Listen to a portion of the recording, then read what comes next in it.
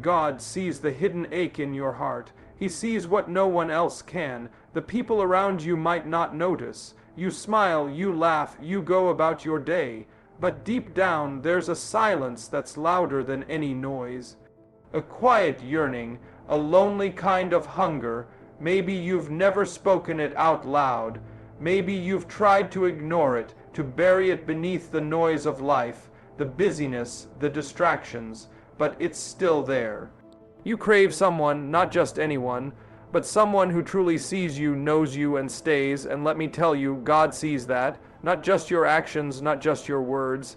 He sees you asterisk, the real you, the one behind the carefully curated image, the one behind the strong face. He sees the part of you that feels like it's missing something or someone. He sees the tear you didn't let fall. He hears the questions you're too afraid to ask. He watches as you reach for love in places that only leave you more empty. And he doesn't turn away. God isn't waiting for you to clean yourself up or figure everything out. He's already present, already near, already looking straight into the ache that no one else even knows about. He knows how deeply you want to be loved. Not just casually, not just for a moment, but completely.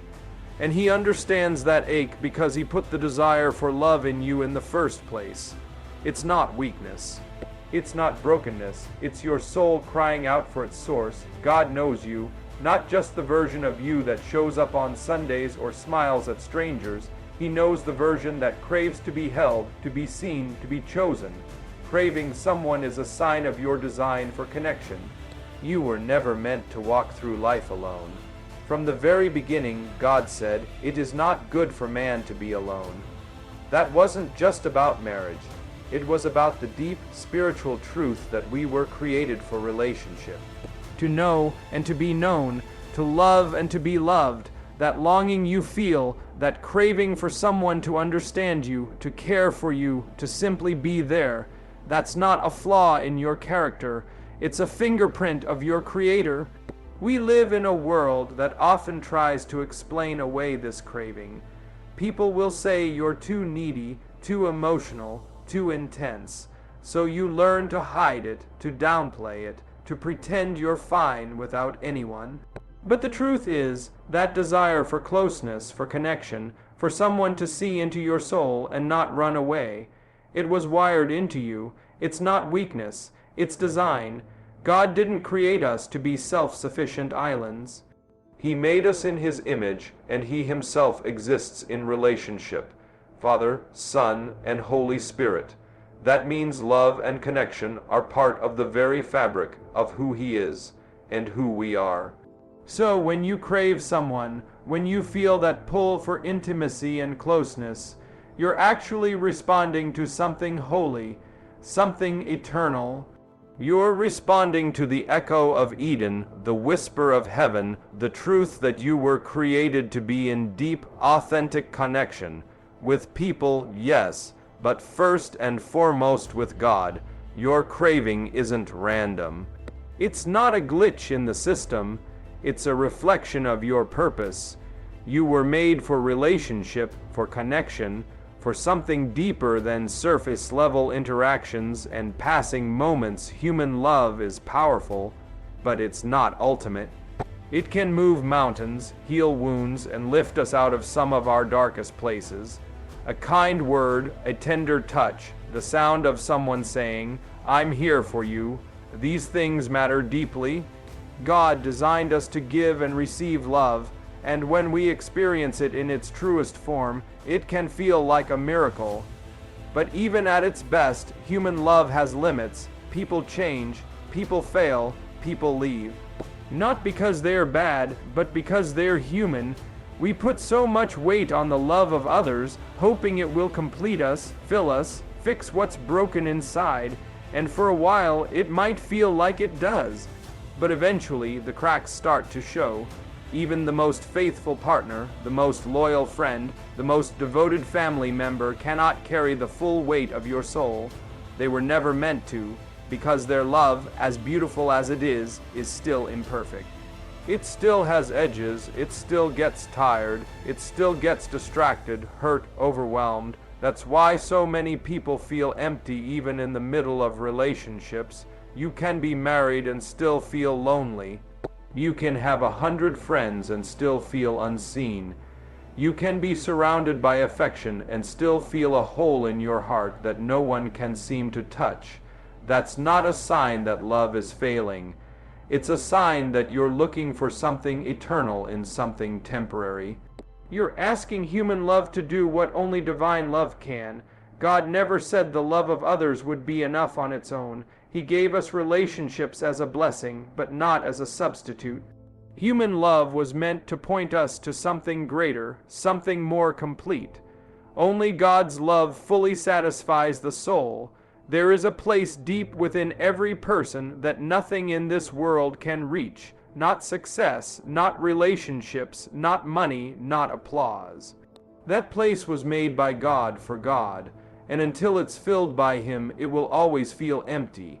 You can try to numb it, distract it, cover it up with noise and activity, but the ache remains. The hunger never quite goes away. Because your soul was not created to be fed by temporary things. It was made to be filled with the eternal love of God. His love is not like any other love you've known. It doesn't shift based on your performance. It doesn't fade when you fail. It doesn't leave when you're broken. God's love is constant, unchanging, faithful. It's the kind of love that saw you at your worst and still chose you. It's the love that carried a cross and conquered the grave just to have a relationship with you. There's no part of you that His love can't reach, no wound it can't heal, no lie it can't silence. When you experience the love of God, not just hear about it, not just sing about it, but truly encounter it, it changes everything. It goes deeper than emotions. It anchors your identity. It brings peace in the middle of the storm, comfort in the heart of the pain, and purpose where there used to be confusion. You stop striving for approval because you realize you already have it. You stop chasing people to feel whole because you know you already are.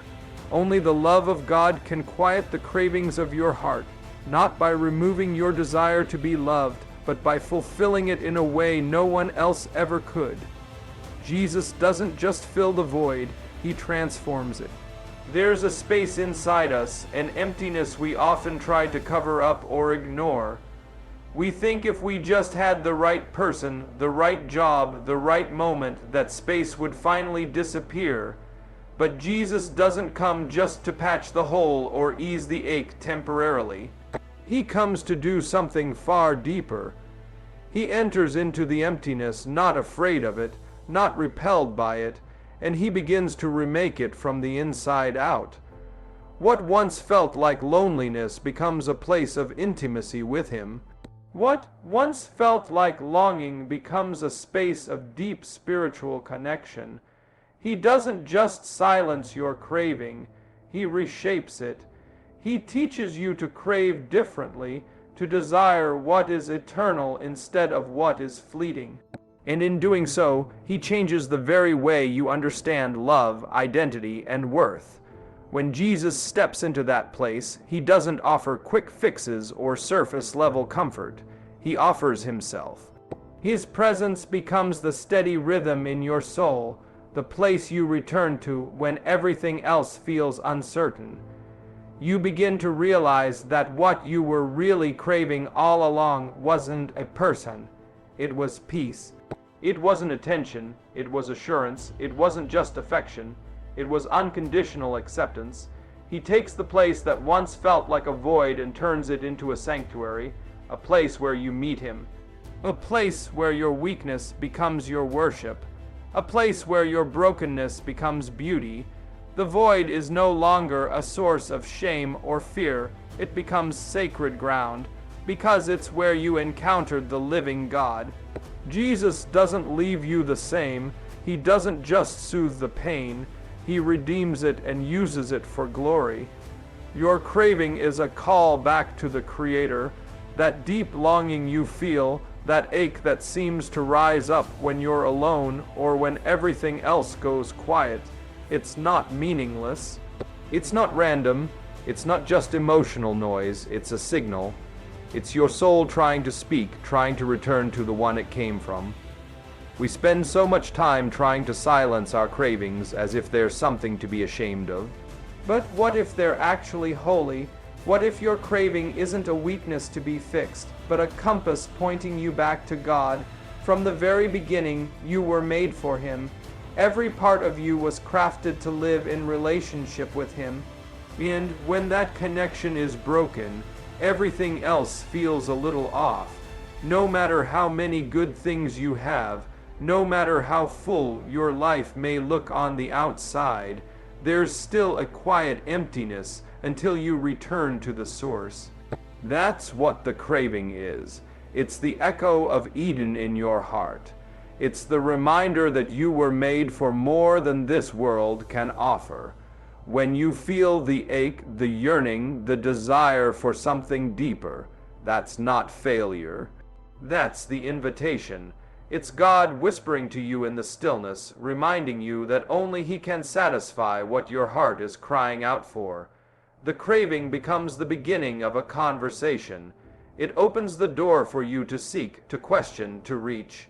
And when you follow that thread all the way through the confusion and the noise, you'll find that it leads not to a thing, not to a moment, not even to a person, but to a person with a capital P.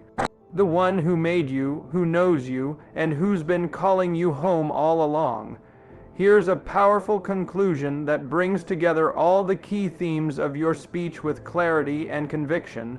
So if you've been craving someone, if there's a space in your heart that no person, no experience, no achievement has ever been able to fill, hear this: you are not broken, you are not too much, you are not alone. That craving is not the problem, it's the pointer, it's the invitation. It's the voice of your soul reminding you that you were made for more. You were made for the love of a God who sees you in your silent moments. A God who understands your need for connection because He created that need. A God who doesn't just tolerate your longing, He welcomes it. Human love may bless you, but only divine love can complete you. No matter how far you've searched or how long you've waited, the one your heart is truly craving has been here the whole time, not distant, not indifferent, but near, present, ready. Jesus doesn't come to cover your emptiness. He comes to fill it with Himself. And in doing so, He makes that empty place holy. So stop running, stop settling. Stop searching for what only God can give in places that were never meant to hold it. Return to the one who made you, lean into the craving, follow it to its source, because the love you're longing for isn't just possible, it's already pursuing you.